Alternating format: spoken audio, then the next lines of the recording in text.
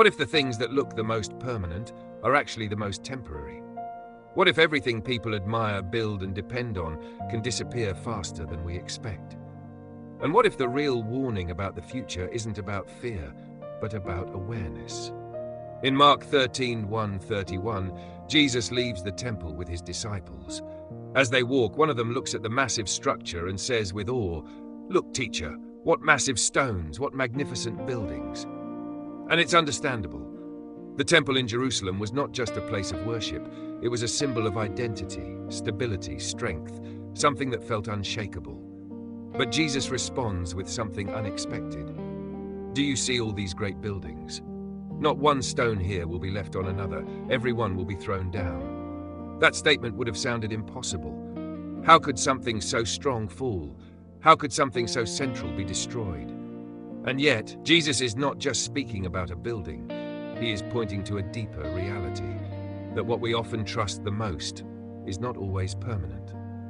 Later, sitting on the Mount of Olives, the disciples ask him privately, "When will these things happen? And what will be the sign that they are about to be fulfilled?"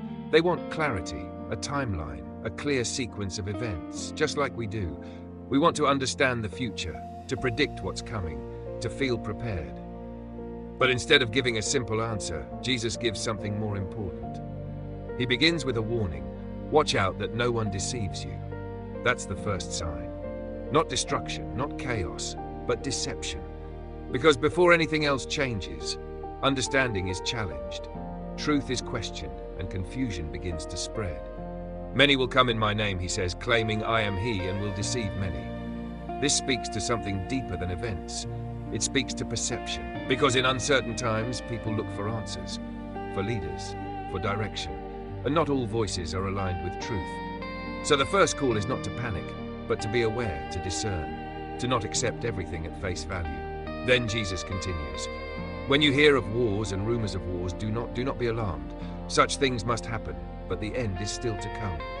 This is important because it acknowledges reality, conflict, instability, tension, but it also reframes it. Do not be alarmed. Meaning, these things are not the final sign.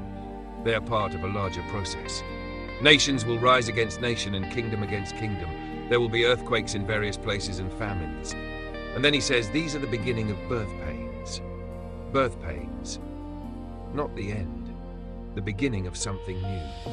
This shifts the perspective, because what looks like chaos is part of transition. What feels like disruption is part of a process, and that doesn't make it easy, but it gives it meaning. Because it shows that events are not random, they are connected, moving towards something.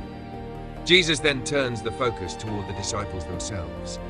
You must be on your guard. Not just watching events, but watching themselves. Because challenges will not only be external, they will hand you over to local councils. You will stand before governors and kings because of me. There will be pressure, opposition, moments where standing firm becomes difficult. But even in that, Jesus gives purpose. And the gospel must first be preached to all nations. Meaning, what happens is not just about disruption, it is also about opportunity. Because even in difficulty, there is direction.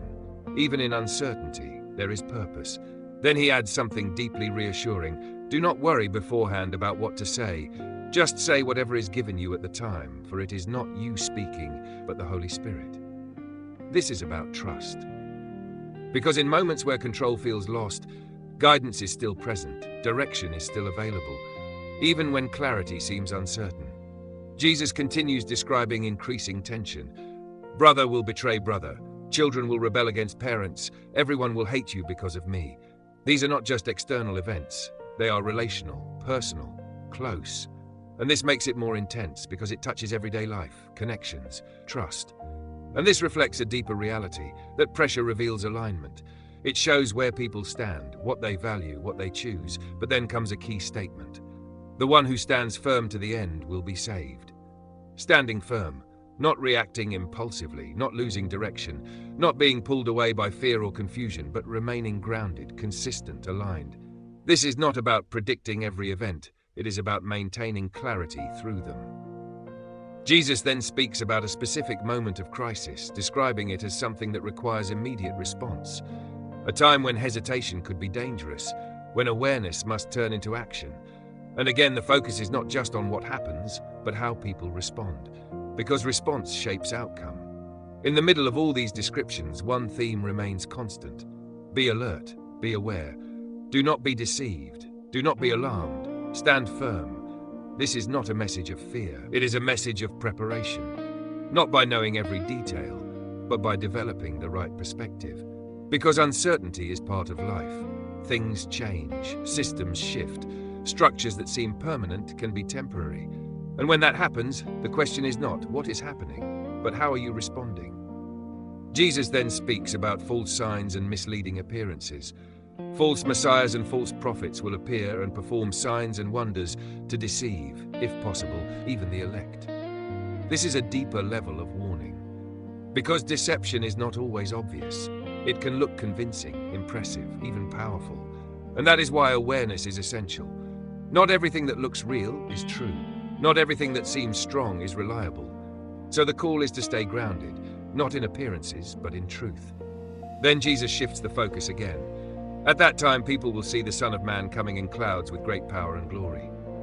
This is not described in detail, not explained step by step, but stated clearly, because the goal is not to map the exact moment, but to affirm the outcome. That beyond everything described, there is resolution, there is completion, there is something greater. And this brings balance. Because while the passage speaks about difficulty, it also points to direction. Not everything is uncertain. The path may be complex, but the purpose is clear. Jesus then uses an example. Learn this lesson from the fig tree. As soon as its twigs get tender and its leaves come out, you know that summer is near. This is about observation, recognizing patterns, understanding signs, not in fear, but in awareness. Because just as seasons change, events unfold in ways that can be recognized, and awareness allows preparation, not panic. Then he says, heaven and earth will pass away, but my words will never pass away. This is the anchor, because everything else may change, structures, systems, circumstances, but truth remains, and that is where stability is found, not in what looks permanent, but in what is enduring.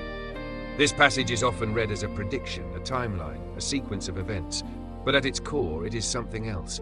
It is a call to perspective, to awareness, to alignment, because the future is not fully revealed, but the response is, be alert, stay grounded, do not be deceived, stand firm, trust in what does not change. And this is what makes the message relevant, not just for a specific time, but for every moment of uncertainty. Because uncertainty is not limited to one event, it is part of life, and how we navigate it matters.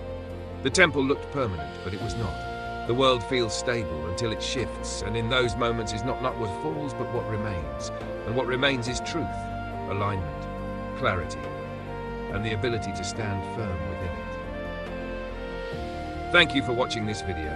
If this message gave you a new perspective, take a moment to like, follow the channel, and share this video with someone who may need clarity in uncertain times.